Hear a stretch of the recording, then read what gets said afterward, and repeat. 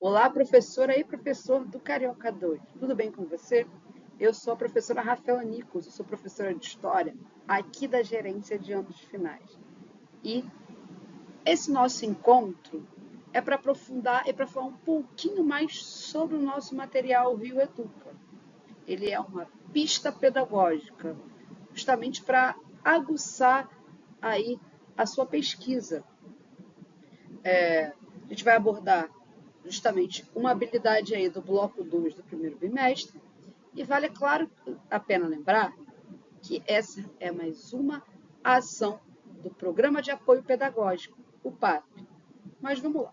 Vamos falar dessa habilidade aí, identificar e contextualizar as especificidades dos diversos processos de independência nas Américas, destacando o ideário dos líderes dos movimentos em prol da independência das colônias hispano-americanas, bem como conhecer o protagonismo e a atuação de diferentes grupos sociais e étnicos nas lutas de independência na América Espanhola e no Haiti.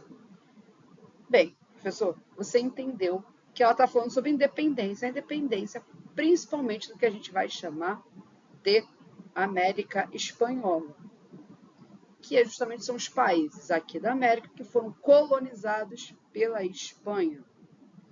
O Haiti não foi necessariamente colonizado pela Espanha, mas devido à sua grande importância, ele também está nessa habilidade. Mas a gente já falou um pouquinho do Haiti no nosso encontro. Então, hoje eu não vou falar especificamente do Haiti. Bem, vale lembrar que essas atividades estão nas páginas 293, 294 e 295 do material do aluno. Então, vamos começar a falar um pouquinho? Tá aí.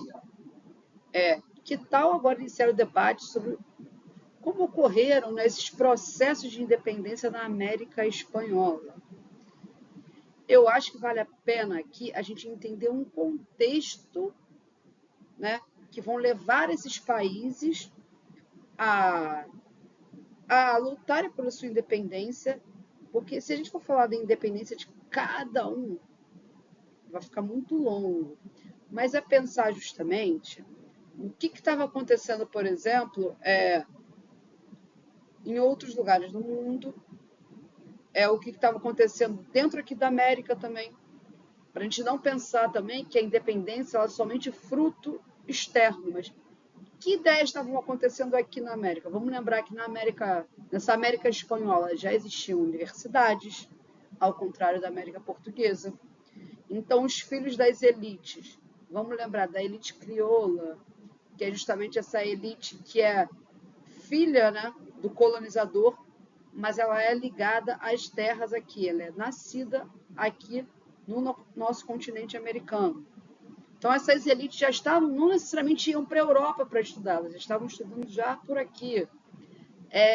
Os ideais iluministas já estavam aqui na América.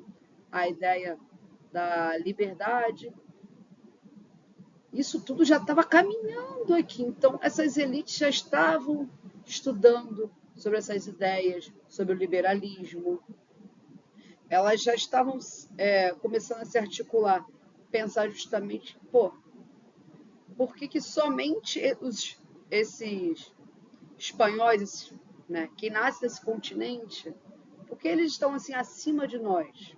Então, você já tem todas umas articulações sobre esse movimento. A gente vai começar a pensar sobre isso tudo também. Olha só, olha o que o quadrinho está dizendo aí também. A ideia de uma autonomia política também é muito importante a gente falar autonomia administrativa. A ideia que a gente vai trabalhar aqui é que esse modelo de colonização está ruindo. As elites crioulas, elas querem mais autonomia, elas querem mais, mais autonomia política mesmo e econômica, né? Então, olha, na página 293 do material Educa do aluno, você pode encontrar um mapa ilustrativo, justamente para iniciar a abordagem também que os movimentos não foram integrados, mas tiveram vários protagonistas e várias formas de se pensar essa liberdade. O que eu sempre, quando começo a trabalhar a independência, eu pergunto para os meus alunos quantos países, por exemplo, surgiram da América Espanhola? Aí eles vão falar vários países. E aí a gente vai começar a trabalhar isso, porque tiveram vários. Existiam várias formas de se pensar, porque as elites de cada lugar queriam um pedaço de terra só para si. A partir do conhecimento deles, de quantos países, a gente também já começa a pensar sobre isso.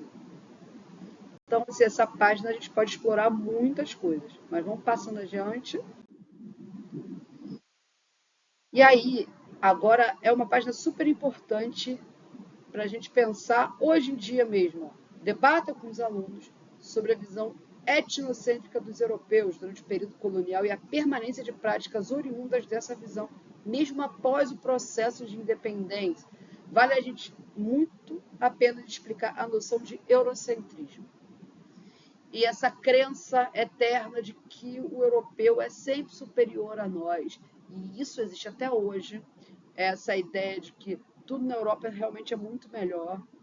De onde vem essa ideia? Mas é muito melhor mesmo? Por que se é muito melhor? O que é muito melhor? Eu acho que a gente começar a conversar sobre isso e pensar o que isso tem a ver, na verdade, com os processos que aconteceram aqui na América, que é o processo de colonização. Sabe? Olha só, amplia a discussão levando os alunos a refletirem como os povos originários negros foram tratados após a independência, como eles foram considerados cidadãos, se eles tiveram acesso à terra, quais os direitos dessa população foram garantidos. Isso dá para a gente falar sobre o próprio exemplo do Brasil. O que aconteceu com a população negra e indígena pós-independência? Inclusive aqui foi bem pior, porque aqui se manteve a escravidão, né? E aí a gente pode pensar também na noção de tutela, né?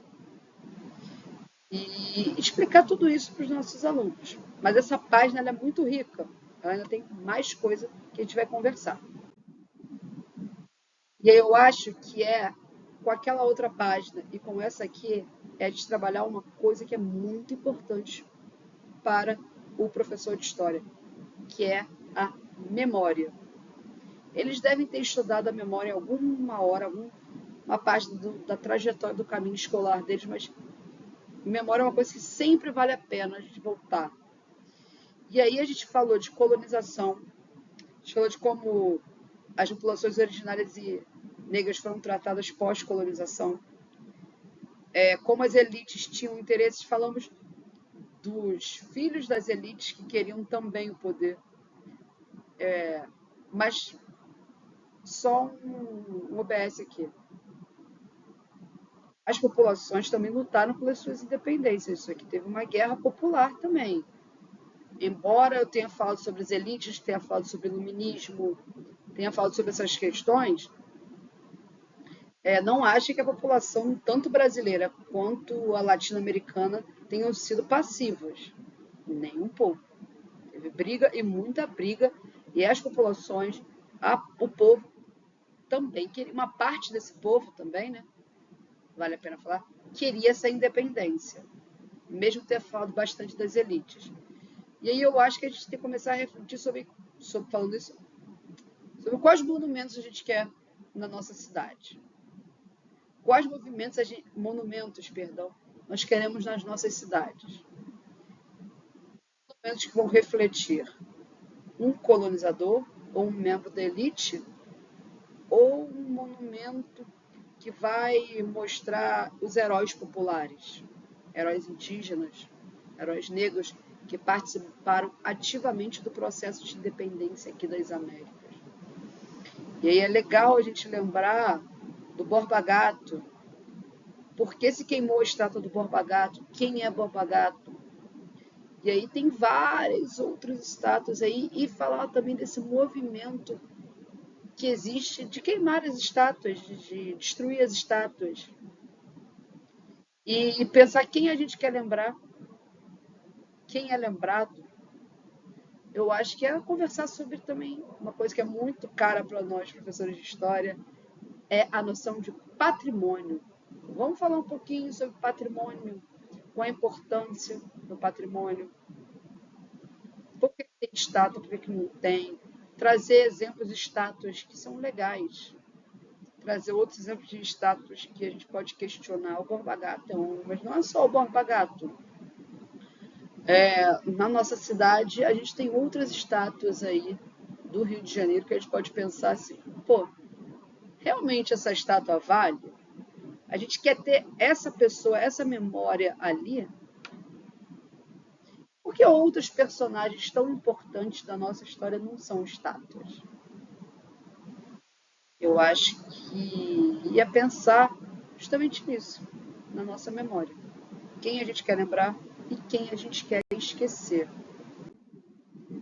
Bem, eu espero que essa pista tenha ajudado você em alguma coisinha aí para você melhorar a sua aula, para você ter um bom contato aí com os alunos e para trazer coisas mais interessantes para a sua aula fazer muito sentido e fluir de forma muito legal com a sua turma.